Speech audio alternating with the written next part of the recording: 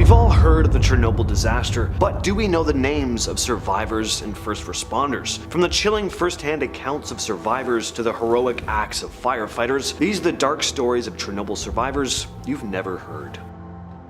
In the days following the Chernobyl disaster, dozens of lives were lost. But just 10 days later, there was a new threat in the form of potential nuclear steam explosions. There was now a concern about corium, a radioactive lava-like substance mixing with the water in the bubbler pools below. If that happened, it could cause a steam explosion, releasing even more radiation into the area. These explosions could have sent radioactive steam as far as Minsk, about 200 miles away. So to prevent this, the decision was made to drain the pools by opening the sluice gates. The problem was that these gates were controlled by valves located in a flooded underground annex next to Reactor 4.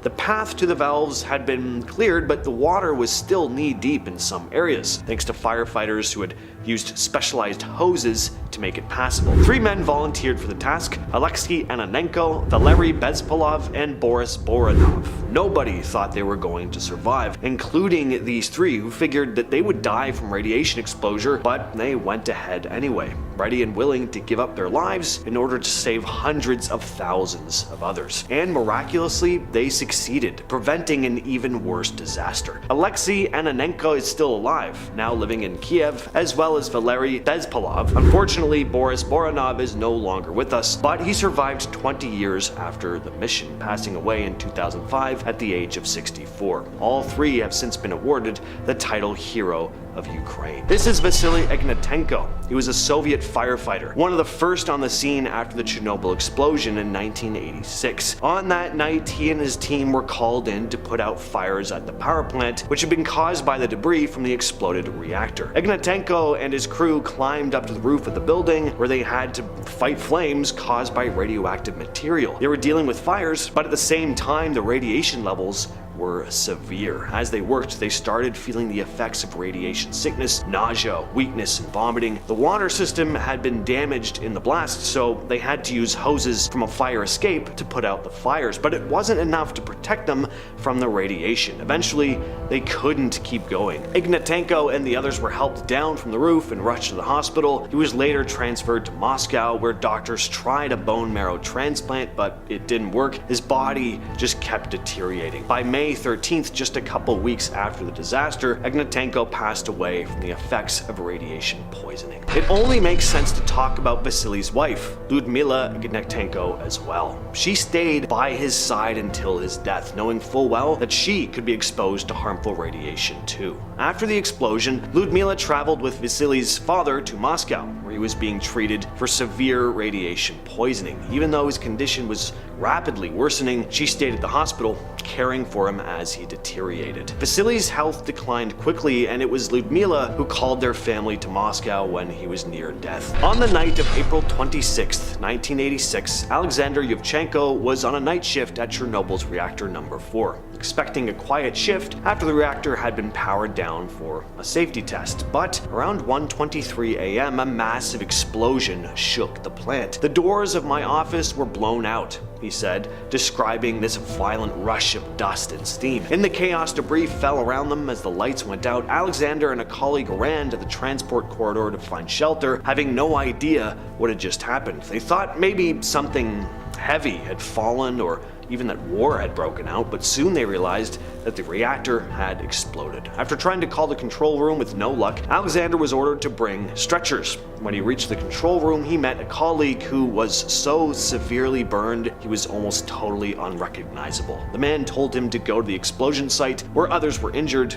and it was completely horrific. The water coolant system was destroyed, pipes were hanging, and the reactor hull had been reduced to rubble. Alexander even said he saw a blue light rising from the reactor, a sign of deadly radiation. Knowing he could die from the radiation, he and others still tried to help. He saw workers sent to manually lower the control rods into the reactor, but they never made it back. He was left alone, barely surviving, with radiation sickness setting in. By 5 a.m., he was too weak to walk, and he was rushed to the hospital. Radiation left him with burns constant transfusions and long-term health problems, but miraculously, he did manage to survive. The Chernobyl liquidators were thousands of workers, including soldiers, firefighters, and engineers who were sent to contain the disaster. They worked under extreme conditions, cleaning up radioactive debris, building a concrete sarcophagus to encase the reactor, and helped in fighting fires. Unfortunately, a lot of them suffered from severe radiation sickness, cancers, and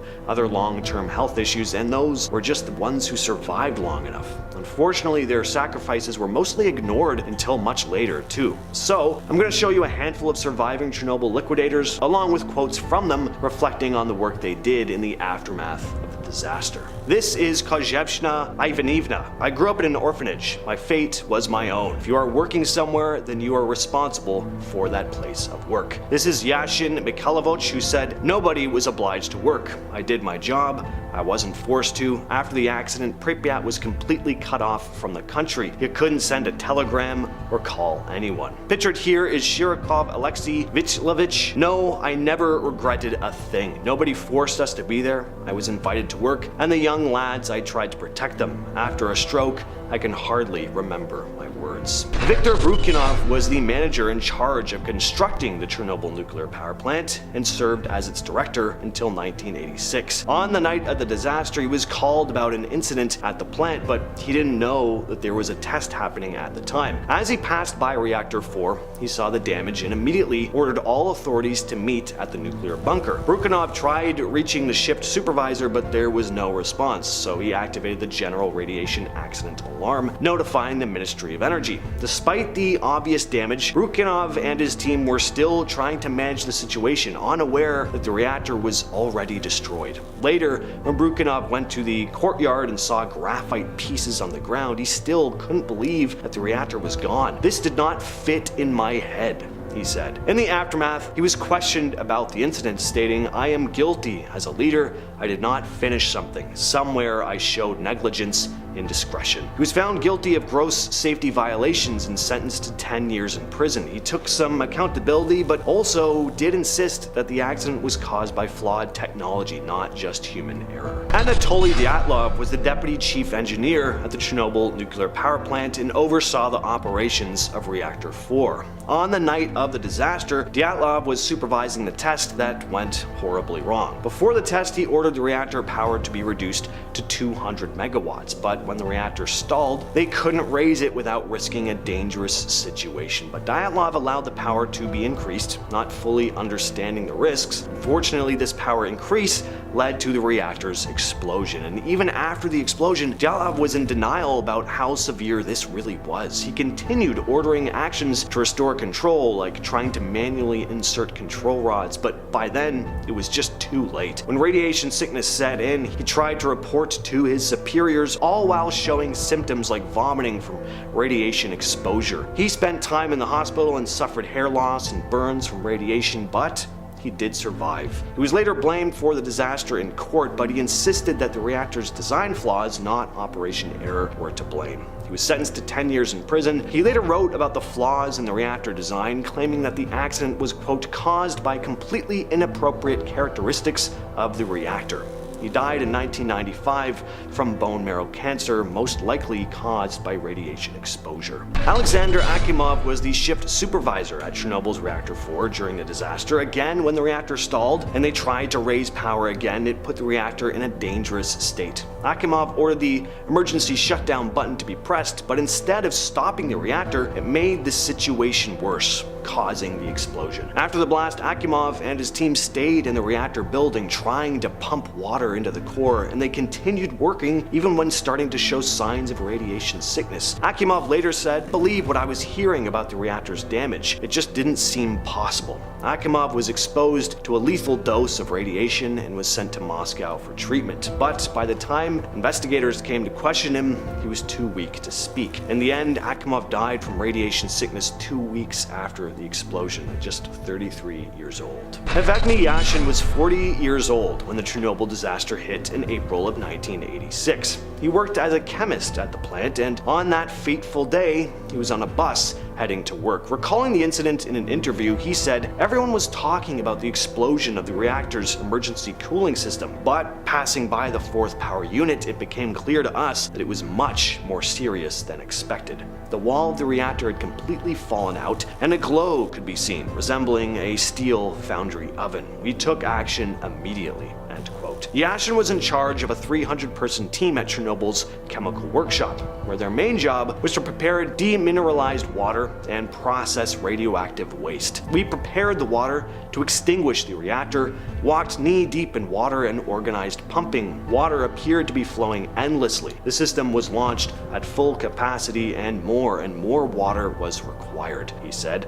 On April 27th, Pripyat was evacuated, and Yashin remembers the buses going through the city to pick up residents and staff route. By early May, staff began suffering serious side effects. Doctors were regularly monitoring their health, and some were even taken out of the zone to rest. Years later, Yashin still feels the effects on his health. For one, he has cancer, and he's gone on to say, "Very few of my colleagues are still alive. I am surprised that I, myself, am still alive." Another man I think is worth mentioning is Igor Kostin. Igor Kostin was one of only 5 photographers to capture images during the disaster. Working for the Novosti press agency in Kiev, he was sent to cover the immediate aftermath of the accident. You may have never heard his name, but you've probably seen his photos. Kostin's aerial images of the plant have become pretty iconic, and at the time, he was showing the true scale of the destruction when the Soviet government was trying to downplay how bad it really was. But Kostin didn't just photograph the immediate aftermath, he also documented the long-term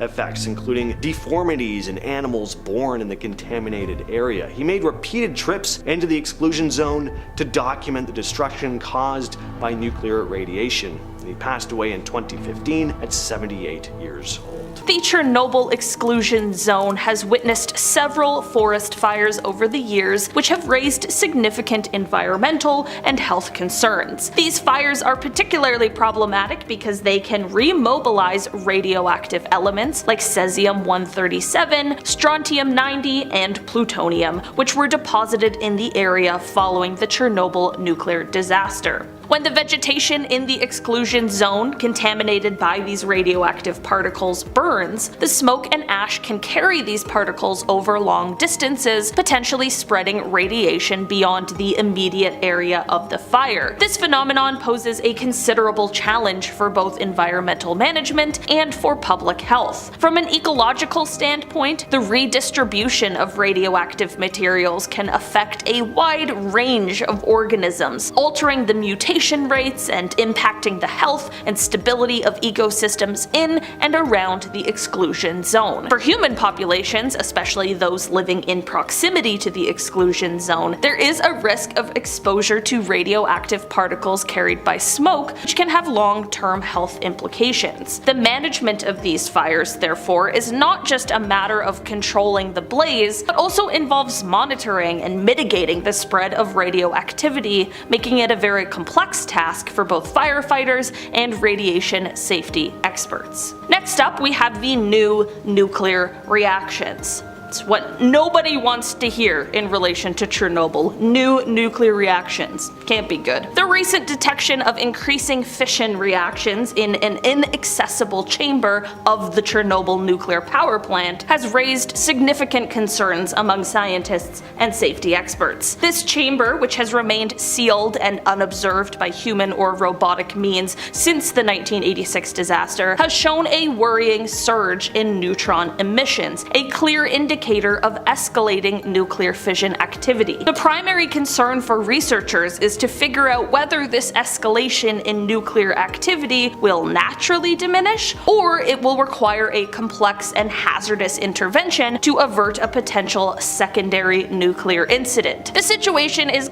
kind of similar to smoldering embers in a barbecue pit, a metaphor illustrating that while it doesn't pose an immediate explosive threat, it is an active problem that definitely requires ongoing supervision. The implications of this development are terrifying, as it highlights the long-term complexities and unpredictable nature of nuclear disaster aftermaths. This just goes to show how the aftermath of the Chernobyl disaster continues to teach us and captivate us even decades later. Speaking of how Chernobyl continues to teach us more about the effects of nuclear disaster and radioactivity, next up on our list we have the radiation research. Ongoing research in the Chernobyl exclusion zone has significantly advanced our understanding of radiation's long-term ecological and biological impacts. Scientists have been studying the mutation rates in various species of flora and fauna within the zone, providing data on how radiation affects living organisms at the genetic level. These mutations, ranging from subtle genetic changes to visible deformities, offers insight into the mechanisms of radiation-induced damage. Researchers are also exploring how these genetic changes might affect population dynamics, species interactions, and overall ecosystem health. The area has become a unique natural laboratory for studying the ecological impacts of radiation, allowing scientists to observe the recovery processes in ecosystems subjected to high radiation levels. This research not only sheds light on the resilience and adaptability of nature,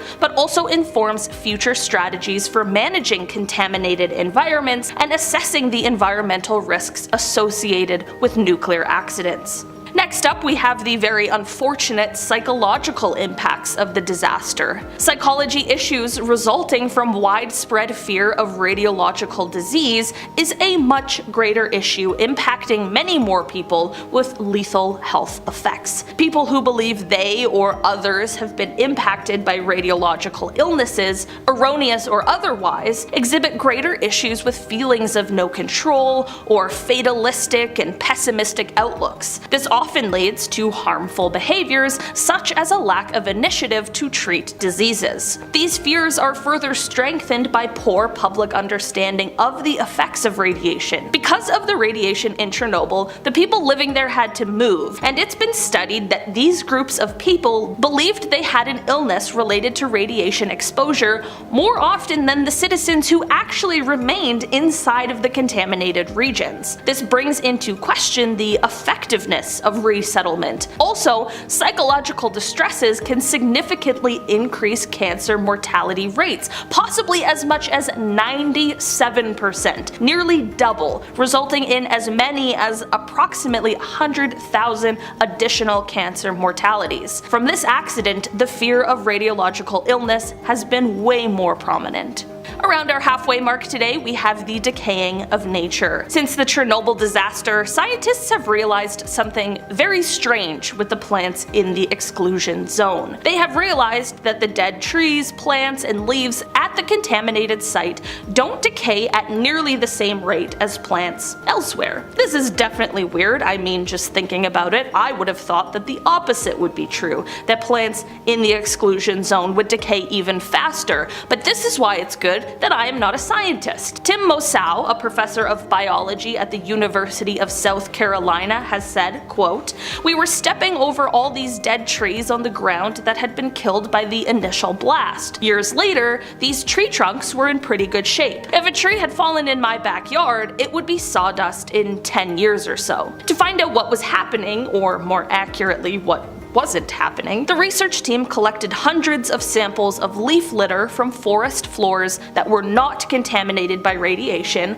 and stuffed the leaves into bags lined with pantyhose. This was to keep out insects. They then distributed these bags around the Chernobyl area and waited 9 months. The results were shocking. Samples of leaf litter that were placed in highly contaminated areas showed 40% less decomposition than samples that were placed in uncontaminated sites. The degree of decay was proportional to the degree of radioactive contamination at each site, according to the study. Now that really is just interesting. Next up on our list, we have the Sweden effect. I'm sure you might be wondering what Sweden could possibly have to do with Chernobyl, but don't fret, I'm here to tell you. The radioactive cloud from Chernobyl rode the wind over to Sweden and spit out in the form of rain. As teardrop teardrops. Somebody's really crying. As raindrops landed, so did radiation, especially in parts of north and central Sweden. Keeping food from getting contaminated was an issue in some places. Northern Sweden absorbed a whole 5% of the radioactive cesium-137 that Chernobyl released into the air. Atoms of it wound up in the lichen that reindeer graze on. That same year, after the farmers' meat harvesting season, it was discovered that almost 80% of the Swedish reindeer meat was too contaminated for sale. 80%! That's so much! Reindeer farmers had to change their practices, harvesting their meat earlier in the year before the animals had a chance to eat the contaminated moss. Because of this contamination, the Swedish authorities actually ended up raising the limit for permissible radiation in game, freshwater fish, wild berries, and mushrooms, based on their view that these foods made up only a little bit of the Swedish diet. Even to this day, a small portion of reindeer can't be sold because they have too much of the radioactive element. Moving on down our list, we have the new safe confinement, also known as the NSC. This structure at Chernobyl represents a monumental advancement in nuclear containment technology. This massive structure, completed and put into place in 2016, was designed to address the critical need to secure the remains of the reactor that was destroyed in the 1986 disaster. The NSC is a feat of engineering, designed to last at least 100 years and to withstand extreme weather conditions. Its primary purpose is to prevent the escape of radioactive material from the original sarcophagus, which was hastily constructed following the accident and had since deteriorated. Additionally, the NSC provides a controlled environment for the deconstruction of the reactor and the management of radioactive waste, effectively reducing the risk of further radiation leakage into the environment, which I think we can all breathe a sigh of relief for. This structure is not only a shield against the radiation, but also serves as a symbol of international cooperation, as its construction involved experts and funding from around the world. The NSC's completion marked a significant step forward in the long-term effort to contain the Chernobyl disaster's legacy and mitigate its environmental impact. Moving on our list, we have the mysterious fungi. Fungi is definitely one of the weirdest things we have on our planet. Not sure if you guys have seen that documentary, Fantastic Fungi, but that thing absolutely blew my mind. It's kind of creepy, but also truly incredible. This isn't just a love letter to mushrooms. I do have a point I'm trying to make here, and that point would be the discovery of radiotrophic fungi in the Chernobyl exclusion zone, which presents a remarkable example of life's adaptability to extreme environments. These fungi have developed a unique mechanism to harness radiation for growth. They utilize melanin, a pigment found in their cell walls, to convert gamma radiation into chemical energy. This process is somewhat similar to photosynthesis, where plants use chlorophyll to convert sunlight into energy. We all struggled to say that word in elementary school when we learned about it, but in this case, instead of sunlight, the fungi are using radiation as their energy source. This discovery opens new avenues for research in the fields of biology, ecology, and biotechnology. From a biological standpoint, it provides insights into how organisms adapt to and thrive in hostile environments, which could be crucial for understanding life in extreme conditions on Earth, and potentially other planets too. In terms of practical applications, these radiotrophic fungi could be used in bioremediation to clean up radioactive waste or environments contaminated by nuclear accidents. The fungi are fantastic, what can I say? Next up on our list, we have the government cover-up theory. What's a good list without a little government conspiracy, you know what I mean? After the release of the incredible HBO show Chernobyl, which if you haven't seen it, it is a must-watch. I'm looking at you, Taylor. Truly such a good show, very unsettling. After the show's release, the Russian government released a statement saying that the show was actually anti-Soviet Union propaganda and that they would be releasing their own Chernobyl show, which would detail how the CIA was actually the cause for the original nuclear disaster. Rumor has it that the CIA sabotaged something which caused the reactor to melt down, and the whole thing was actually America's fault. I have no way of either proving or disproving this theory or legend, but I think it's probably safe to say that someone here isn't telling the truth. I'll let you decide for yourself. And finally, rounding out our list today, we have the alien cleanup. Okay, just one more bizarre theory. There's always gotta be an alien story to keep things interesting and to add to the list of questions we have for extraterrestrials when we hopefully eventually find them. Rather than the aliens causing the disaster, which might be where your mind went, instead this legend suggests that they helped in the aftermath. Apparently, some people out there think that the Chernobyl disaster wasn't as bad as it should have been. I don't think they mean it in as bad of a way as that sounds, but rather that they are surprised that the amount of people who passed in the disaster wasn't higher considering how bad the whole ordeal actually was. This, coupled with an apparent eyewitness account from a man named Mikhail Varitsky, who claimed he saw a fiery ball of light hovering for a few minutes above the exposed reactor on the night of the incident, has led people to speculate that maybe our friendly alien neighbors swooped down in the nick of time to help clean up the mess that was made. Apparently, this ball of light was also seen on September 16th, 1989, when there was more radiation leaking from the unit at Chernobyl, which some claim was the aliens containing the radiation. Honestly, I'd like to think that this one is true, because what a nice thing for the aliens to do. They probably have their own nuclear weapons, so they certainly didn't need ours, and we really did not have the tools to clean it up, so I can definitely appreciate the fact that they were willing to lend a helping hand. We've all heard the stories about mutated animals in the Chernobyl exclusion zone. Turns out many of the animals do have odd mutations, but there's one urban legend about a mutated spider that takes things to a much more horrific level. After all, who would ever want to run into a mutated spider? Unless you thought you'd have a chance to turn out like Peter Parker, but that's not the case with this story. So, a story about a killer mutant spider from Chernobyl was reported in a Turkish newspaper in 1990. Two residents of an apartment in the Ukraine had been found in the elevator having suffered extreme loss of BLOOD, but none of it was found at the scene. It looked like it had been sucked out of them, as there were also 2 puncture wounds on their necks. People started to whisper tales about vampires stalking the building, and some residents got so scared that they avoided using the elevators completely. Then 2 detectives investigated. On the 3rd day of their investigation, the detectives were riding the elevator when it came to an abrupt stop between the 5th and 6th floors. Then the lights went out. Now at first they weren't too worried. The elevator was known to be pretty janky at times, but when they started hearing an ominous clicking noise coming from above their heads, they froze. What was this? Was it the predator? They removed one of the roof panels and shone their flashlights, only to see a foot-long black shape moving towards them. Suddenly, it was on top of one of the detectives. His partner fired at it. When backup arrived, they found the detective cowering in a corner, a mutated spider across from him. When police explored the rest of the elevator shaft, they found the thing had laid eggs, which they burnt to a crisp with flamethrowers. Many people believe these monstrous spiders were born out of the Chernobyl disaster caused by radiation exposure that altered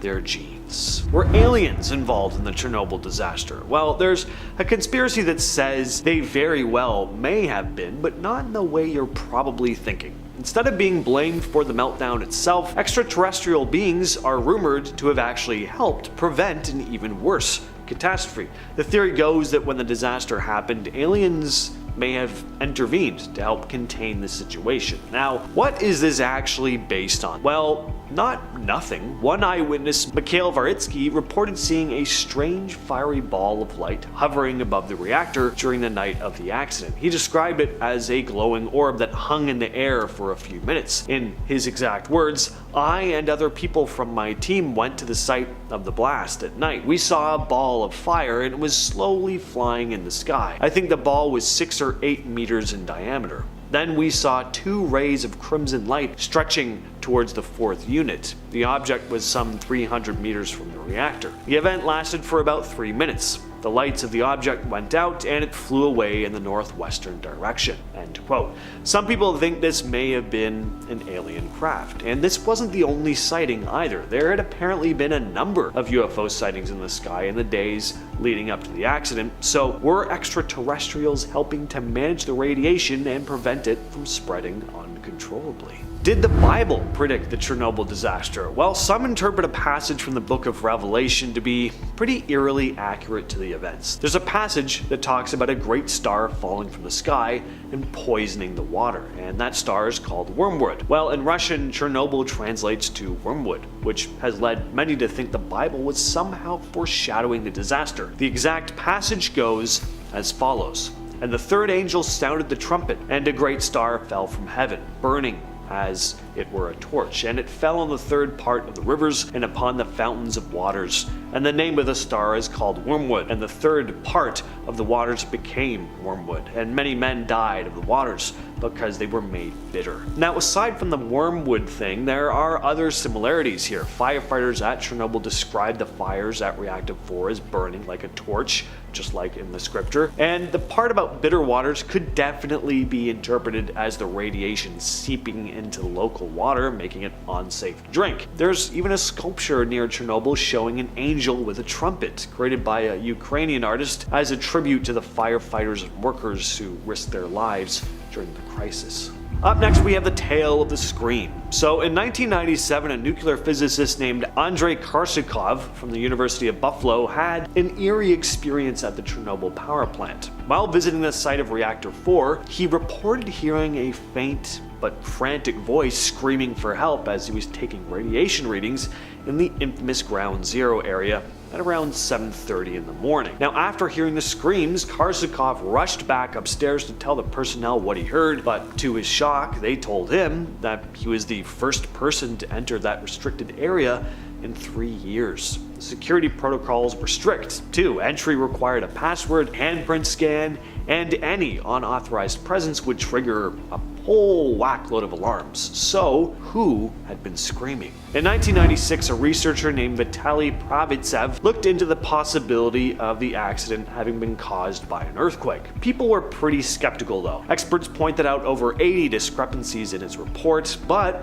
then in 1997, a group of scientists from the United Institute of the Physics of the Earth took another look into this. They found that on the night of April 25th to the 26th, just 16 seconds before the reactor exploded, 3 nearby geological stations recorded a weak seismic event. So did an earthquake cause this disaster? And if so, was it natural, or was there a possibility that it was intentional? Sounds crazy, but the idea of weaponized earthquakes isn't entirely out of the realm of possibility. During the Cold War, there were rumors that both the Soviet Union and the US were researching tectonic weapons. We don't know for sure if these weapons were actually ever developed or used, but some think they may have been, of course, in secret. I mean, even Nikola Tesla claimed to have created a device in 1898 that could produce earthquake-like effects. An article in Pravda, the former Soviet newspaper, claimed in 1992 that geophysical weapons were indeed developed,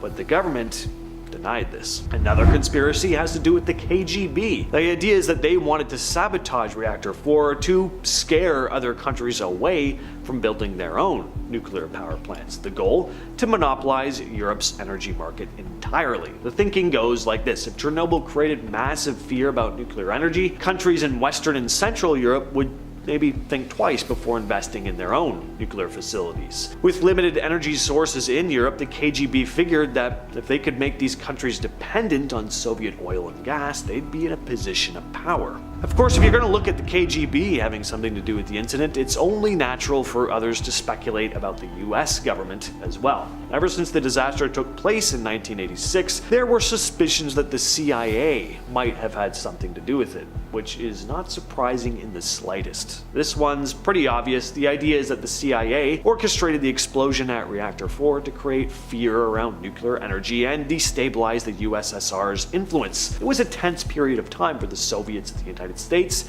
and by creating a catastrophic event like this, the CIA could not only undermine the Soviet government's credibility, but also discourage other nations from developing nuclear power themselves, giving them the edge in the global energy market. Some were also highly skeptical of the rapid response of the US, thinking that they could have had a prior knowledge of the disaster. Now into more paranormal stuff. Like with any ghost town, especially one abandoned for such a tragic reason, ghost stories are plentiful. The amusement park has to be one of the eeriest spots in Pripyat. It was built just days before the disaster. It was meant to be a place of fun for families, but that never came to be. Sadly, it was never officially opened to the public, but legend has it that if you happen to be exploring Pripyat late at night, you may hear the faint sounds of laughter and music coming from the park. Visitors have reported strange occurrences while exploring. Some people say that when they approach the bumper cars, they can faintly hear the sounds of engines starting. Another creepy part about the park,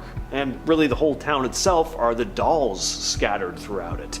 Dolls that were left behind, now left to decay. Some believe that these dolls, especially those found in the carousel area, have taken on a life of their own. People have claimed that the dolls seem to change positions or appear in places they weren't before, but the giant rusted Ferris wheel is the most recognizable sight in the park. Some have said that when the wind blows, the wheel creaks and groans, sounding almost like whispers. It's not just the amusement park that's said to be haunted though. Urban explorers have reported seeing dark figures darting between buildings all throughout the city of Pripyat, especially in the empty schools and hospitals. Could these shadowy figures be the spirits of those who died in the disaster, still trapped in the abandoned city they once lived and worked in, forever doomed to roam the desolate streets? Some will say they've seen unexplained silhouettes peering out at them from corners of rooms or appearing just out of the corner of their eye. But are there actually shadowy entities trapped in the Chernobyl exclusion zone, or could people just be seeing things, either from psyching themselves out or having actual illusions brought on by the radioactivity? Now, the Blackbird of Chernobyl is probably the eeriest urban legend surrounding the Chernobyl disaster. The Blackbird of Chernobyl is a creepy urban legend that's come about in the years since the nuclear disaster in '86, but residents claimed to have seen the creature in the days leading up to it. It's often described as a big, dark figure, an enormous black owl or raven looking thing. People claim to have spotted it flying around the Chernobyl power plant in the days leading up to the explosion. Not only that, but residents began having these horrific, vivid nightmares about it after spotting it. So what was this thing and why was it there? Well, the main theory is that the creature was an entity acting as a bad omen, a warning of the disaster to come, very similar to Mothman showing up in the Silver Bridge right before it collapsed. Some even think the Blackbird of Chernobyl and Mothman are the exact same creature. So what do you all think? According to a study that began in 1991, the organisms responsible for decomposition and replenishing organic matter back into the ecosystem, such as insects, fungi, and microbes, are presenting symptoms of radioactive contamination, which isn't too shocking, but still isn't good. One of the most prominent areas of this effect has been called the Bloody Red Forest. It's a set of woodland where all the pine trees turned a blood red color right after the meltdown, and then died not long after. Now, it's pretty,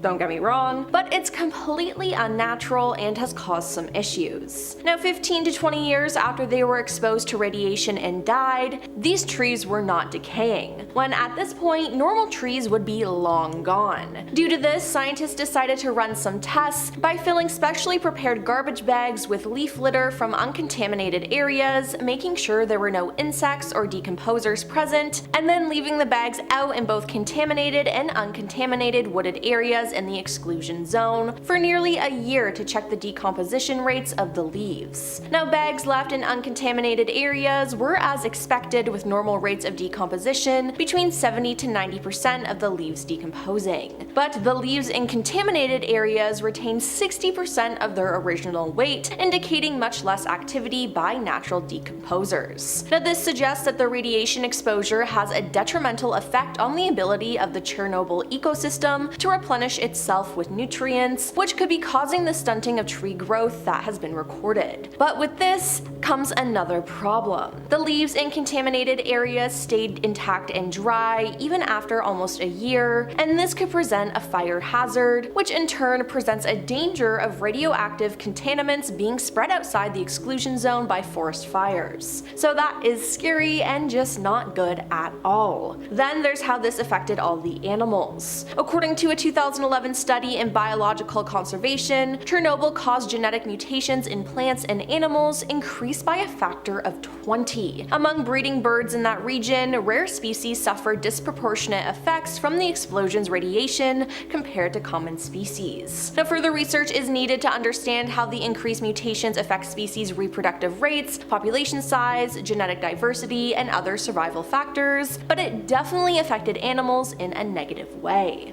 In 2016, a study found that the eastern tree frogs in the Chernobyl exclusion zone exhibited different characteristics than their neighboring cousins, and in 2023, another study discovered distinct genetic differences between Chernobyl dogs and dogs living only 10 miles away in Chernobyl City. Now, not all the animals living around Chernobyl are entirely wild, as there are around 900 stray dogs, mostly descended from those left behind when people evacuated the area. Veterinarians, radiation experts, and volunteers from a group called the Dogs of Chernobyl captured the dogs, vaccinated them against diseases, and tagged them. Now, in addition to the tags, some dogs are fitted with radiation detector collars. Now, the dogs offer a way to map radiation across the Chernobyl exclusion zone and study the ongoing effects of the accident. While scientists generally can't get a close look at individual wild animals in the zone, they can monitor the dogs closely, and they are, of course, radioactive.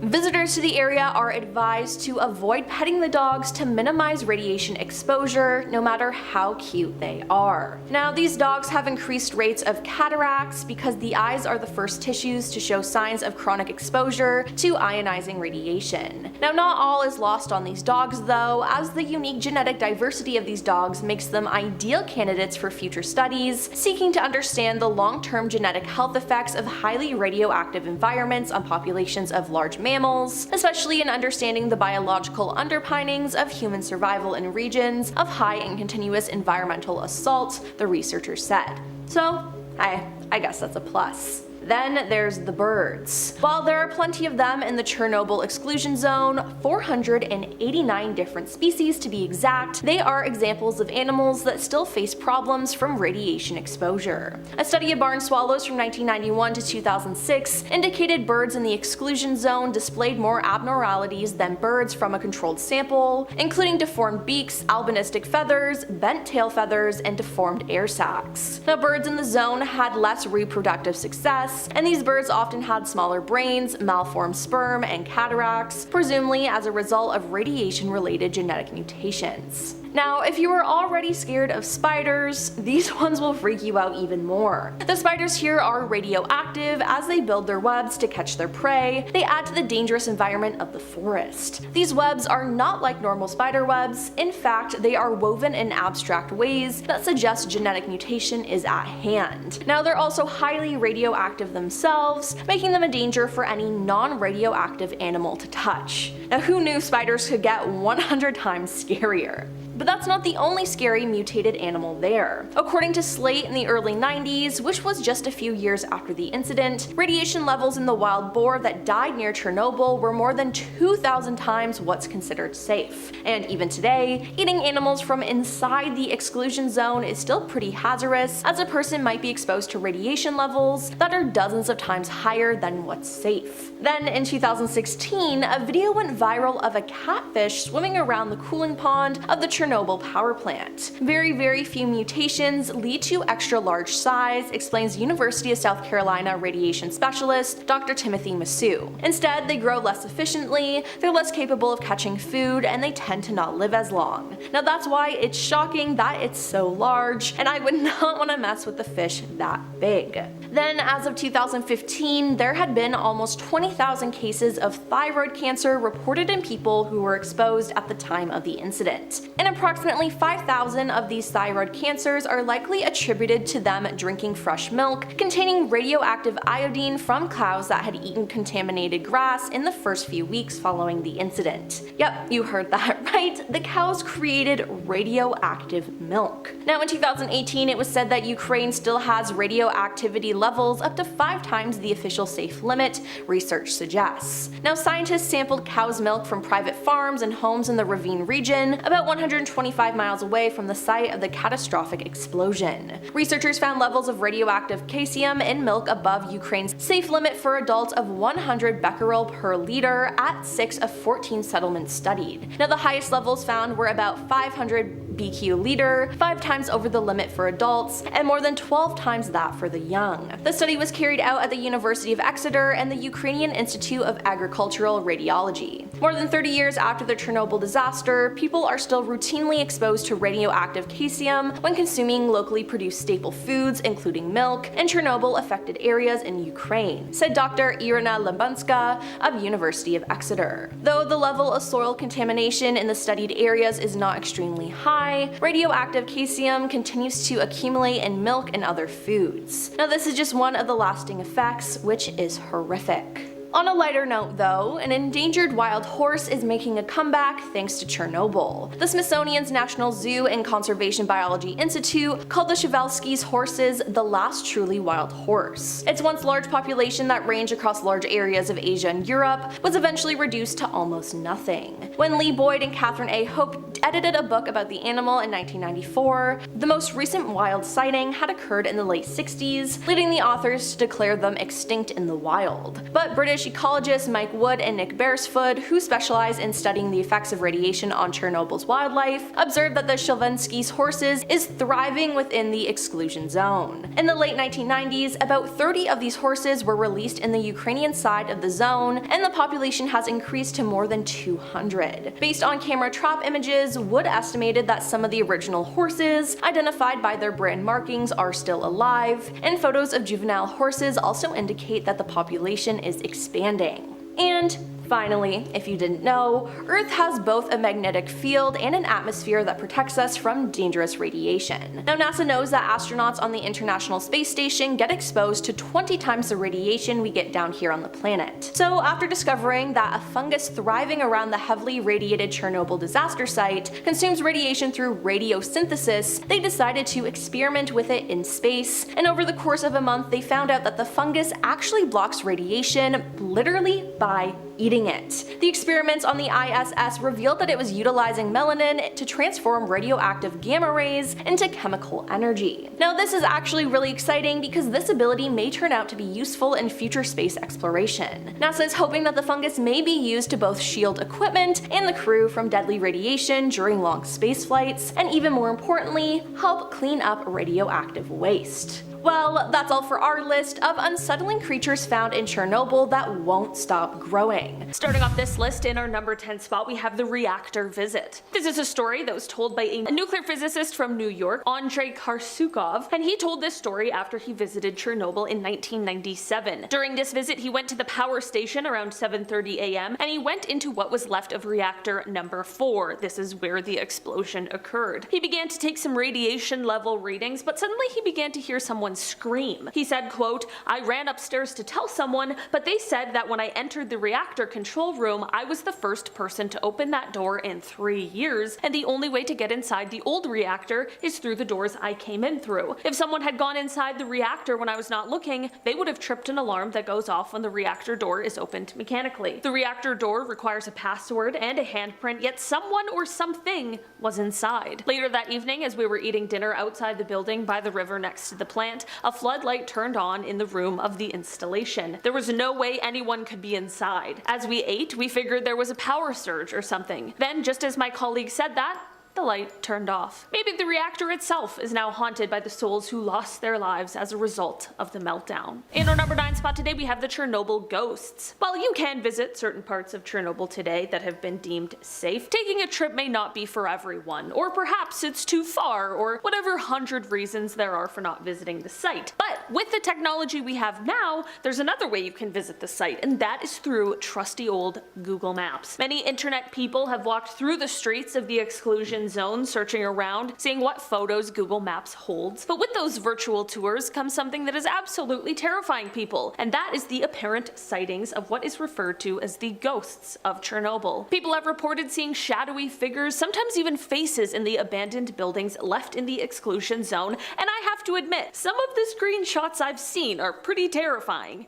Do you believe these are real ghosts caught on camera, or is it just a legend, like many of the other things on today's list? In our number 8 spot today, we have the Blackbird. People in the district of the Ukraine that houses Chernobyl have told stories of sightings of the Blackbird for years, and it is perhaps the most well-known legend that comes from the area. The Blackbird is a human creature with wings and piercing red eyes, and it was apparently seen by workers at the Chernobyl plant on the fateful day of the nuclear disaster. After this, it was reported that anyone who had seen the bird would later report suffering from terrible nightmares and begin receiving threatening phone calls. Many of the people where the legend originates from, unfortunately, were at the center of the disaster and have since passed away from the radiation poisoning, so no one is sure if the Blackbird really is out there or not. The Blackbird is said to be a symbol of something terrible being afoot, so seeing it is definitely not a great thing to happen to a person. I think it's probably just another one to add to the list of reasons why maybe a Chernobyl visit isn't the best idea. I don't know, okay? It's for your health. In our number 7 spot today, we have the government cover-up. Of course, a disaster like this is going to get some government conspiracies swirling around it, and this little ditty suggests that the Chernobyl disaster was actually conducted by the Soviet government due to the failure of a new, at the time, huge missile defense radio structure called Duga-3. This structure, that actually exists in real life, is suspected of having been wildly over budget, and it was the source of many complaints after it was built. The systems were extremely powerful and broadcast in shortwave radio bands. They would appear without warning and sounded like a sharp, repetitive tapping noise, and they would disrupt things like legitimate broadcasts, amateur radio,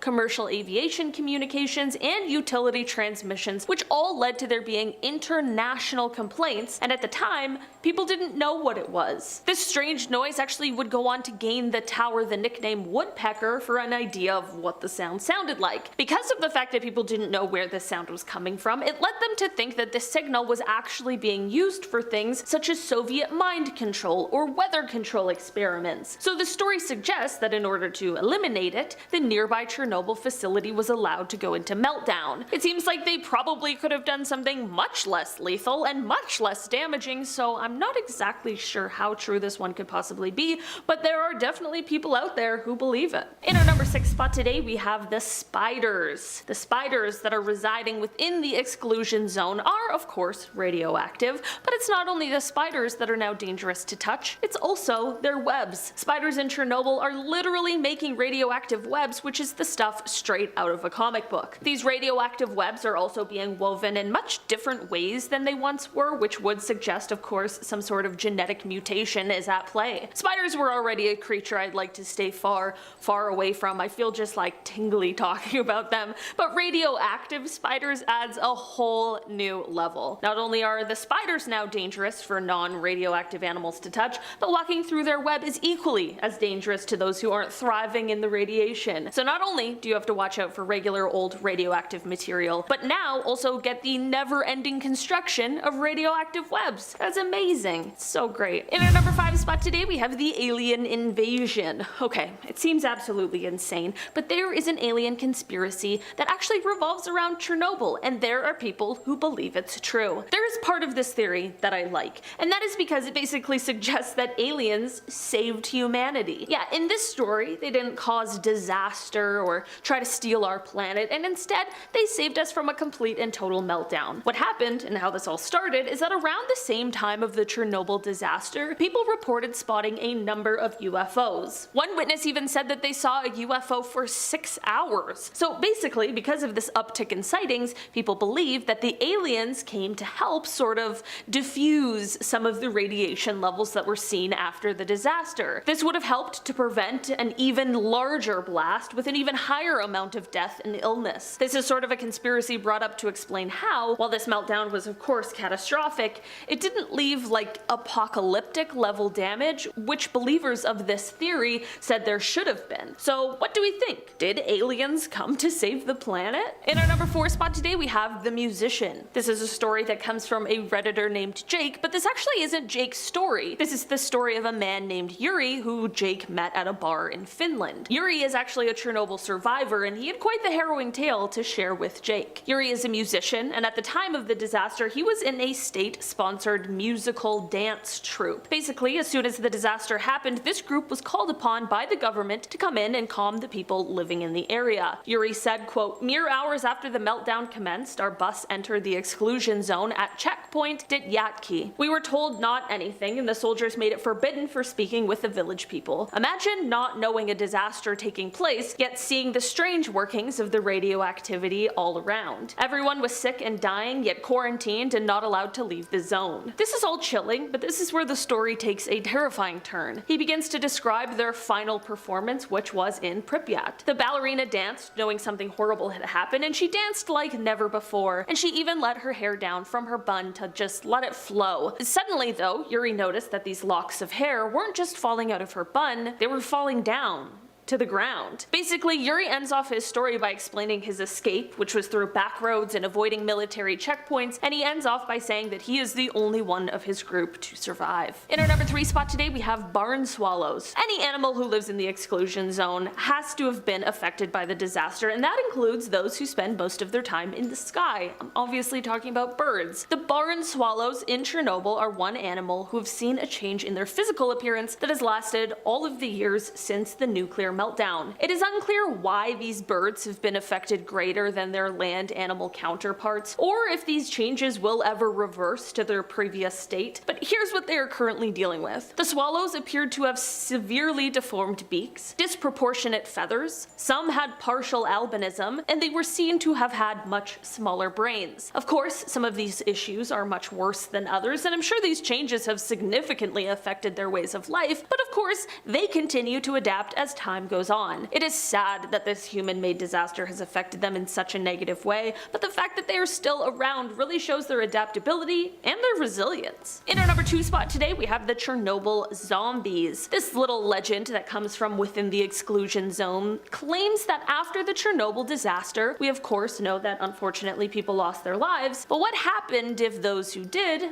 then became the undead? We're obviously talking about zombies here. There are plenty of legends that suggest the exclusion zone isn't dangerous and off limits because of the toxic radiation, but actually because there are brain-eating zombies wandering the area. I mean, I personally have never received a lethal dose of radiation, so I cannot confirm nor deny that this would turn one into a zombie, but I'm gonna go ahead and call this one most likely fake. I mean, at least I am really hoping it is. We're dealing with enough as a society. We don't need zombies on the list. This little legend can most likely be attributed to a video game that takes place in the exclusion zone, but it certainly is not based on any real life facts, at least that we know of. Finally, in our number 1 spot today, we have The Stalkers. Speaking of that video game, which is called Stalker, it might have inspired the tales of the zombies, but it also apparently has inspired some to try and sneak into the exclusion zone themselves. This popular game, set in the zone, has made some people try and sneak into it themselves in real life in order to live out the game.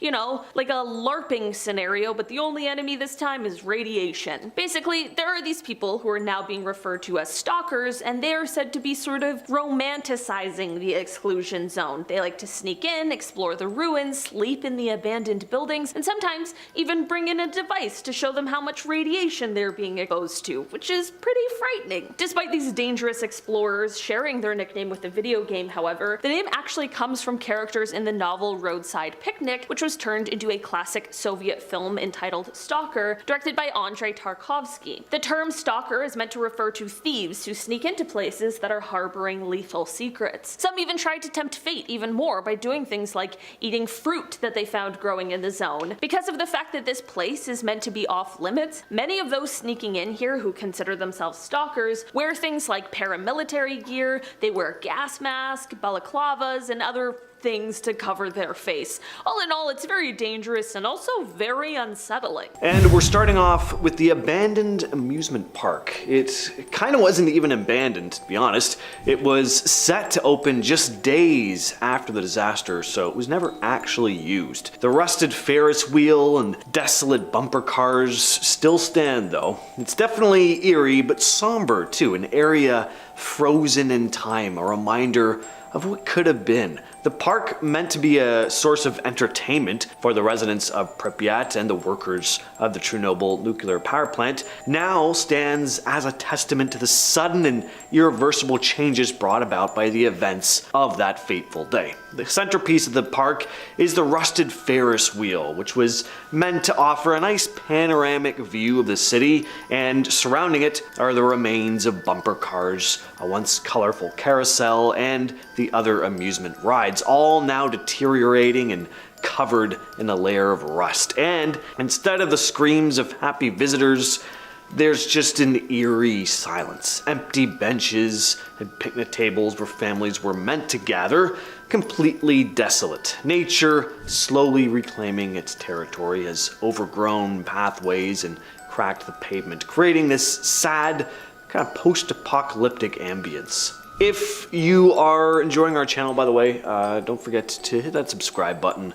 We got videos coming at you on the daily. Number 9, the reactor control room. So deep within the bowels of the Chernobyl nuclear power plant, the reactor 4 control room still stands, a relic frozen in time. This once bustling control center was the nerve center where decisions and actions were taken on that night in 1986. It's said that as you step into the room, the air is heavy. The dust-covered dials and cracked screens are a reminder of the frantic attempts to bring the situation under control. The red radiation warning lights, frozen at levels that spell out the magnitude of the disaster. In the dim light, you can almost imagine the hum of machinery, the hurried footsteps, the urgent conversations that once filled the room, a complete contrast to the lifeless, ghostly atmosphere that it has now. Pripyat Hospital. It doesn't take a rocket scientist to figure out why the place is unsettling. Hospitals are depressing, even when fully open and operational. Abandoned hospitals are that. Plus, they have the creep factor of being empty and abandoned. So an abandoned hospital in the middle of a radioactive death zone, that's pretty much the apex of nightmarish hospitals right there. Looking at images of this place online, it looks like the real-life Silent Hill or something. Chipped paint, rusted beds, the building is literally falling apart and decaying. Really oozes with ambience, just not the kind of ambience you want to sit back and relax in. And at number 7, we have the Blackbird of Chernobyl. In the months preceding the catastrophic events of April 26, 1986, residents near the Chernobyl nuclear power plant reported encountering a grotesque creature, a mutated figure with gigantic wings and deep red eyes. Nightmares and direct confrontations with this winged anomaly, later dubbed the Blackbird of Chernobyl, haunted a number of residents of the area. And then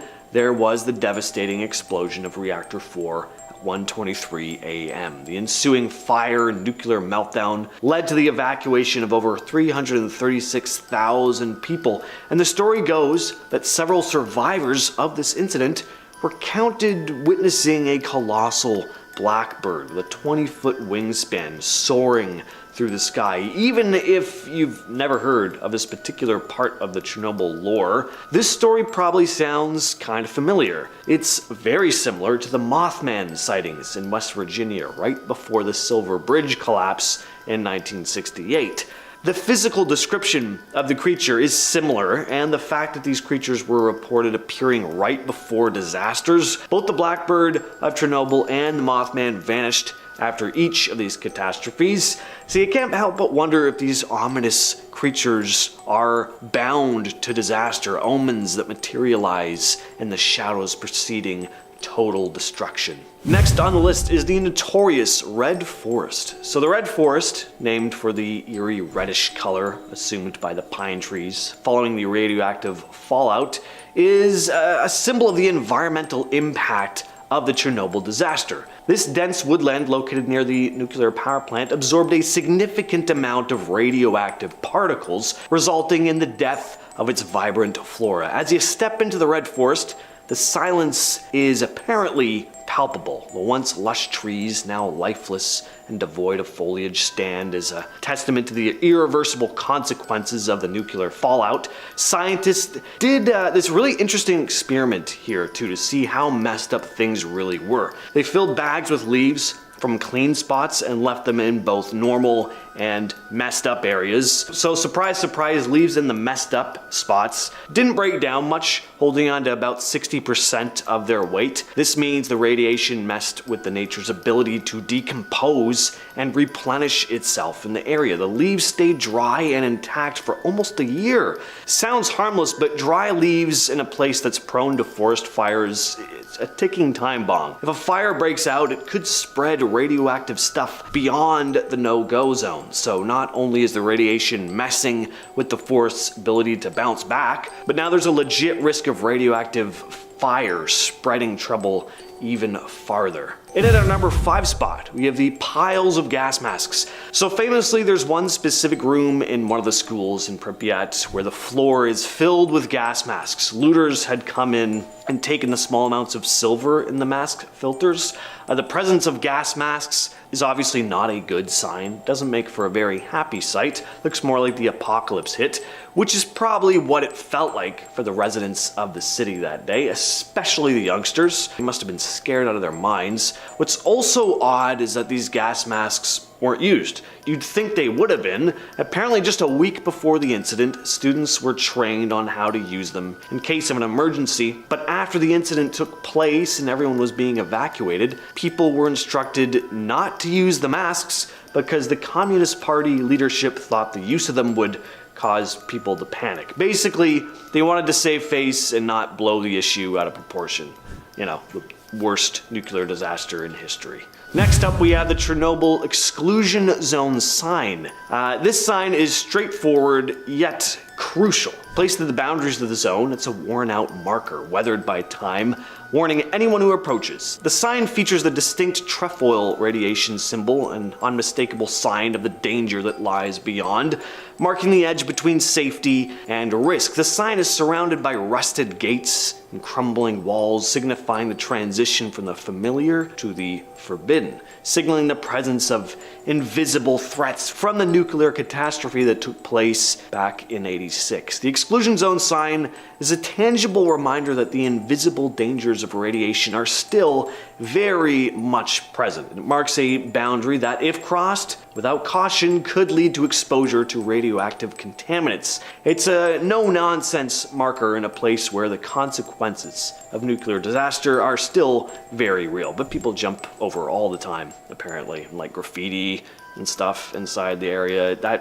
wouldn't do it personally, but hey, live your lives. Next on the list are the Chernobyl Pripyat river boats, eerie as hell. So these boats were once the lifeblood of Pripyat, but when the reactor went kaboom in '86, everything changed. The whole area got evacuated, leaving these boats stranded and forgotten. Rusted metal, broken windows, and a thick layer of dust. These boats haven't moved in decades, just sitting there like ghost ships on a stagnant river. Nature's creeping in, moss, weeds, and who knows what else. The radiation factor amps up the creepiness. These boats were exposed to the fallout, soaking it up like a sponge. No creaking of the boat against the dock, no hum of engines, just eerie stillness. Then there's the knowledge that Pripyat was a lively place once. Families lived there, kids played by the river.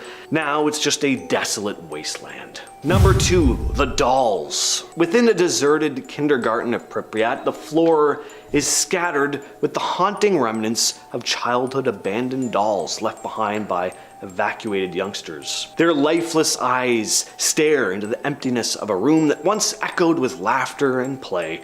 The dolls, which are now weathered and disheveled, sit frozen in time. Some left in the exact same places where they were left in the middle of play all those years back. And what makes the presence of these dolls so somber is that the residents were told that the evacuation was going to be temporary. So in this abrupt evacuation, children left these toys behind thinking they'd be back soon to get them, but of course, as we all know, they never return. One of the saddest displays is a set of 4 dolls positioned for a tea party, left sitting in place ever since that fateful day in '86. And we gotta finish things off with all the icky animal mutations. Now, this is actually true. This is not in the realm of cryptozoology. There have been animals found within the area that have some unusual mutations. You have rodents with peculiar physical deformities, ranging from extra limbs to abnormal growths. In some cases, the effects extend to changes in the color of their fur. Birds have also shown signs of the radiation's influence. Some have beak malformations, and even their mating practices have been shown to be off. And you can only imagine how messed up some of the fish are. In the Pripyat River, fish have abnormalities like altered spinal structures and asymmetrical body growth because they're living in radioactive water. What's kind of interesting though is that, sure, there are a bunch of mutations, but the exclusion zone has kind of become a haven for some wildlife because there's no human interference, or at least very, very little. So some species have thrived in this absence of human activity. Nature is incredibly resilient.